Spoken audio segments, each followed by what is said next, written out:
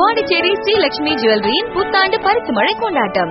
உன்னதமாய் உயர்தரமாய் national cotton வேஷ்டிகள், ஷர்ட்டுகள் மற்றும் உள்ளாடைகள், ஆச்சி தொக்கு வகைகள், சரவணா ஸ்டோர்ஸ் கோல்ட் பேலஸின் புதிய டெக்ஸ்டைல் ஷோரூம் மற்றும் Vasan eye care, the world's largest eye care network.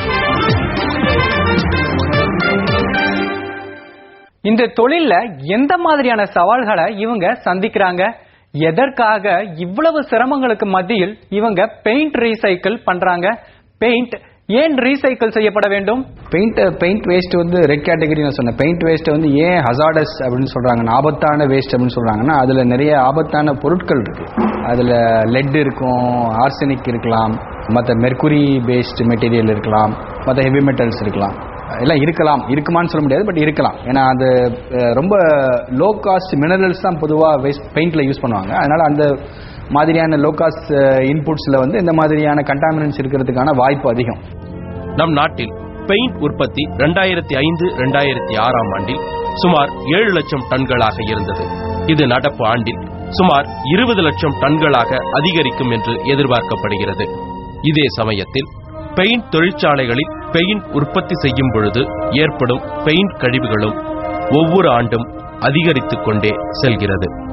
இது ஆண்டுக்கு 10 முதல் 15% அதிகரிப்பதாக கணக்கெடுப்புகள் சொல்கிறது. எதிர்வரும் 2013-2014 ஆண்டுகளில் 72,000 டன்களாக இருக்கும் என்று எதிர்பார்க்கப்படுகிறது. இந்த பெயிண்ட் கழிவுகளை அரசாங்க அனுமதி பெற்ற இடங்களில் மண்ணில் குழி தோண்டி கொட்டுவார்கள். இதை லேண்ட்ஃபில் என்கிறார்கள். இந்த கழிவுகளால் மண்வளம், நீர்வளம், காற்று வளம் மாசுபட்டு சுற்றுச்சூழல் பாதிக்கப்படுகிறது. இதை குறைப்பதுதான் பெயிண்ட் ரீசைக்கிள் நிறுவனங்களின் முக்கிய வேலை. இதுல முக்கியமான சேலஞ்ச் பாத்தீங்கன்னா, கஸ்டமரோட டிமாண்டை பேஸ் பண்ணி நாங்க ப்ரொடக்ஷன் பண்ண முடியாது. இப்போ ஒரு பெயிண்ட் அவுட்லெட் அப்படின்னா, பெயிண்ட் விற்கிற இடம் அப்படின்னா, ஒரு பெயிண்டர் வந்தாருன்னா அவருக்கு எல்லாமே கிடைக்கணும். எமல்ஷன் பெயிண்ட் எடுத்துட்டா எமல்ஷன் பெயிண்ட்ல எல்லா ஷேட்ஸும் இருக்கணும், எல்லா கிரேட்ஸும் இருக்கணும். டிஸ்டம்பர் வேணும்னா டிஸ்டம்பர் டிஃப்ரெண்ட் கிரேட்ஸில் டிஃப்ரெண்ட் ஷேட்ஸில் அவைலபிளாக இருக்கணும். வால் புட்டி கொடுக்கணும். இது இல்லாமல் எனாமல் பெயிண்ட்ஸும் அவைலபிளாக இருக்கணும். வேற நம்ம பெயிண்ட் ரீசைக்கிளிங் கம்பெனியாக இருந்துட்டு அதெல்லாம் வந்து வைக்கிறதுன்றது அவ்வளோ ஈஸியான வேலையாக இல்லை. ஏன்னா எல்லா ஷேட்ஸ் பண்ணுறதுன்றது நம்ம பண்ண முடியாத காரியம். அந்த சமயத்தில் ஷேடு போட்டு கொடுக்குறதுன்றது ஈஸியானது, சின்ன ஃபெசிலிட்டியாக இருக்கிறனால. பட் எல்லா ஷேட்ஸும் பண்ணி வைக்க முடியாது.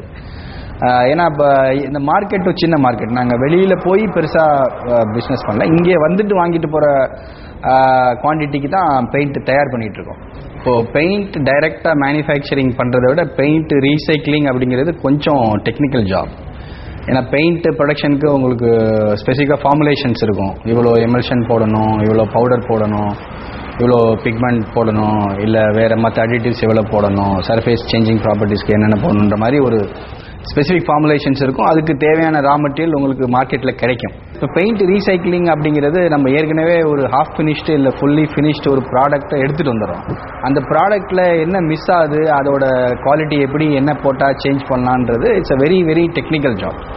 அப்போ இன்னைக்கு இப்போ நாங்கள் 2005 இருக்கோம். காம்படிட்டர்னு யாரும் இல்லை இந்த கேம்பஸ் தவிர, வெளியில் எங்கேயும் பெயிண்ட் ரீசைக்ளிங் கிடையாது. ஏன்னா இட்ஸ் ஒரு ப்ராசஸிங் வந்து ஒரு டெக்னிக்கலி பெயிண்ட் மேனுஃபேக்சரிங் தெரிஞ்சவங்க மட்டும்